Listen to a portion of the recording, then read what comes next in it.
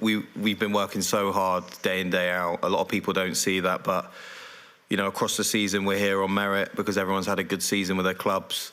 And we're regular starters, the players that haven't been playing, so it definitely is hard to adapt and when you're not playing, but training every day and them intense sessions, especially after winning and getting back late from games, you're up again early in the morning and back to the grind. And the boys that even haven't played a minute have had such a big part to play, pushing the starters every day in training and being true professionals. So everyone's together, and I think it's brought the group so much closer. Ollie, hi, good luck Sunday. You're probably aware of tonight's fixture, Exeter City at Weston-super-Mare. Are the stars aligning?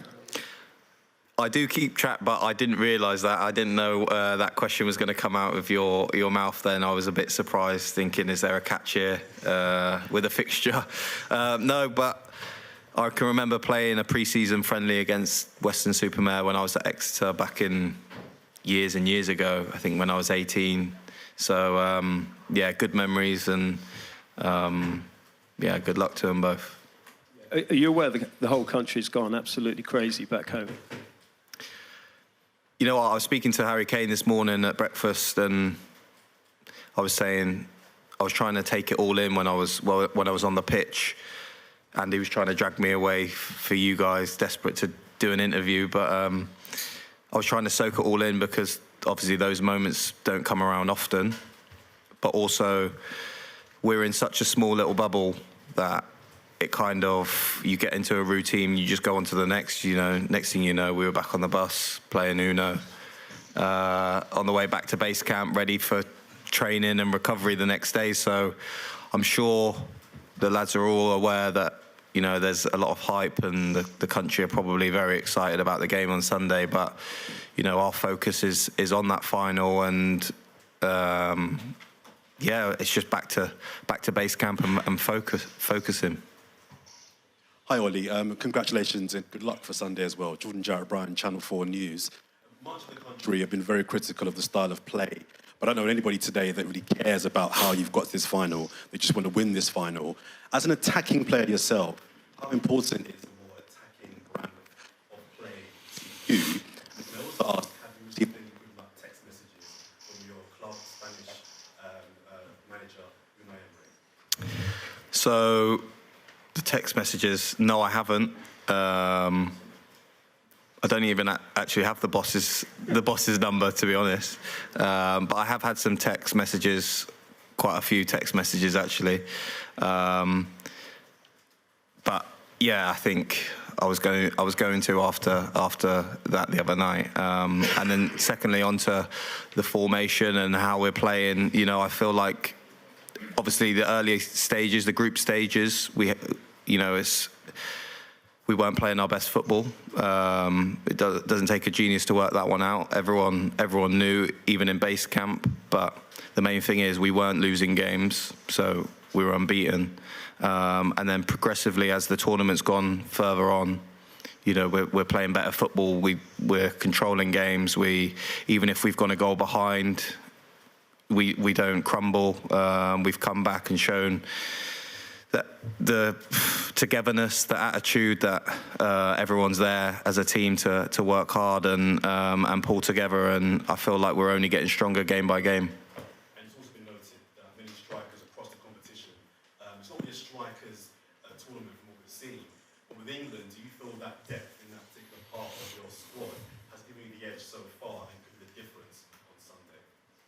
Yeah, definitely. I feel like there's three strikers, me, H and Ivan, and we all have different attributes. And, as a manager, I think you want as many options as possible. As much as it gives you a headache sometimes, it's also perfect to have them options and being able to choose from, different quality strikers.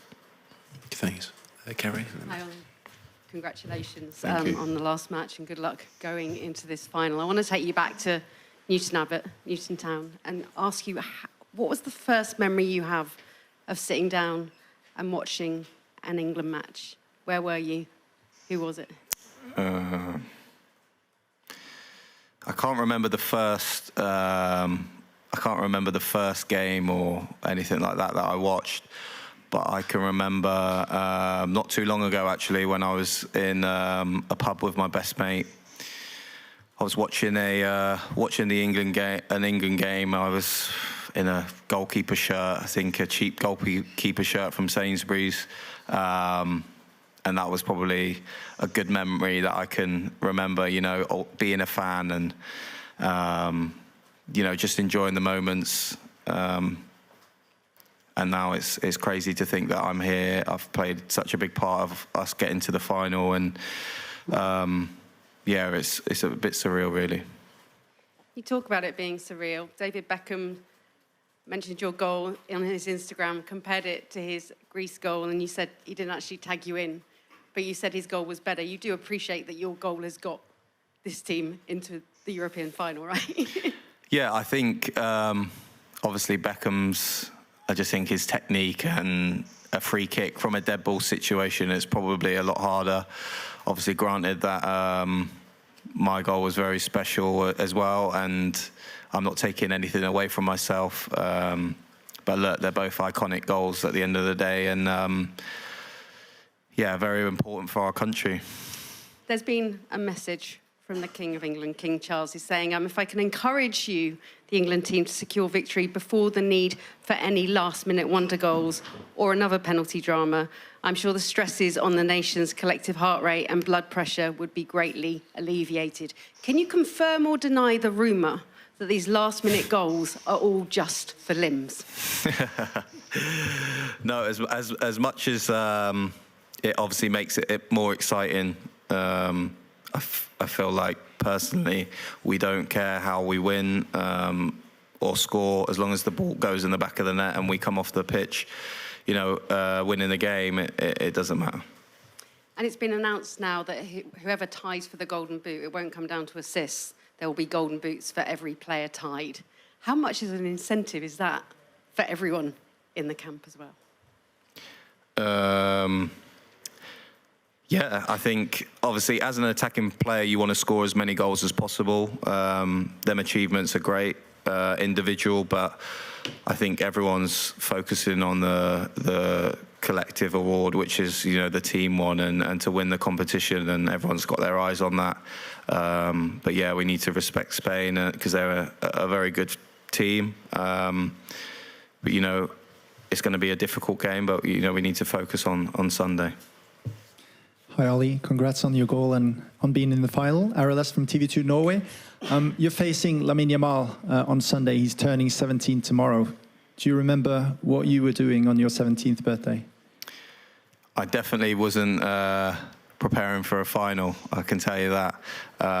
You know, he's an unbelievable talent. Everyone's seen what he can do.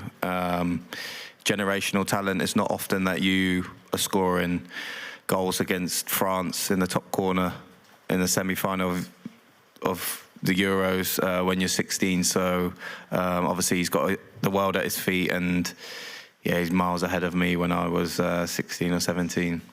I mean, he's only a kid, but he has to deal with huge pressure. I mean, can you imagine how it is to be in his shoes during the age that he's in?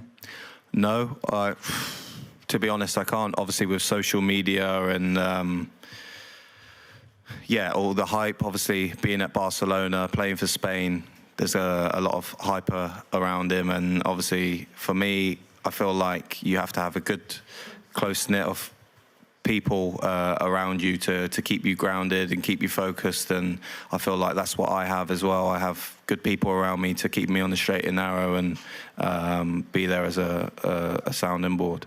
And you also have a young teammate that's doing well, Kobe Mainu. He's been impressing everyone. Can you give us an insight in what impresses you the most, both on and off the pitch with him? Yeah, I feel like Kobe's obviously a young player, but he doesn't act his age when he's on the pitch. You know, he takes the ball, he's very comfortable on the ball, he's confident, he demands the ball, and, you know, to be such a young player and play at such a high level, you would never think he's the age he is. He plays a certain aura and confidence about him, and yeah, he's got a very bright future ahead of him. Hi, Ollie. Congratulations for your goal on Sunday. Alberto Rubio from Marca. I'm sorry I cannot wish you good luck for Sunday. I want to now, Gareth Southgate say other day that in the way that Spain is playing is the favorite for the final. I want to know your opinion. If you think Spain is the favorite, England is the favorite, or is 50-50? No, I feel like England we are obviously very strong. Spain I feel like they've had some very tough games, and they've had to come through, yeah, I would say maybe a harder journey than us, obviously playing France, Italy, Germany, so-called the bigger teams. So, yeah, I see what the boss is saying, and I feel like they have been probably the best team of the competition so far. And the second one, what do you think that are the biggest weapons of England to hurt Spain, and the biggest weapons of Spain to hurt England? Thank you so much. Did you say the biggest? Weapons. Oh, weapons.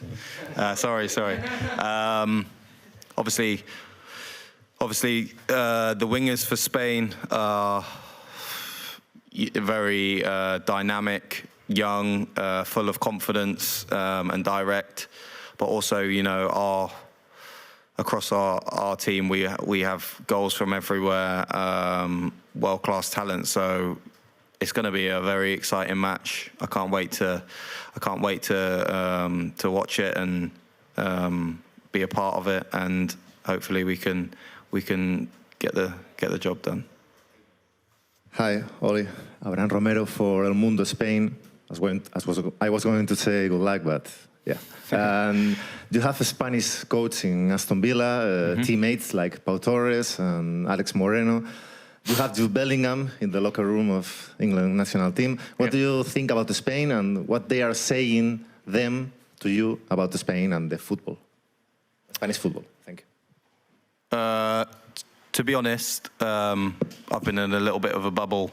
I've just been concentrating on ourselves, you know, preparing day by day for training, then focusing on the game. So I'm not aware of anything that the Spanish players have said or the coach. I'm just focusing on myself and the team, and yeah, getting ready for Sunday. Fame. Thanks. Hi, Ollie. Yeah. Kyle Walker just listed your goal as his top moment of the Euros so far. When did you first watch it back? And also, when you talk about manifesting it, how does that process work for you? Yeah, I think I watched it quite a few times when I got back to base camp. You know, it was yeah, I just had to. I always watch my goals back. You know, even my goals for Villa whenever I've scored against someone. But that one, I think I watched it quite a few more times than normal. And then, yeah, manifesting it. I feel like there's been a lot of things in the process leading up to it. One of my good friends who is coming to the game actually told me years ago that he felt like I was going to score in the Euro final.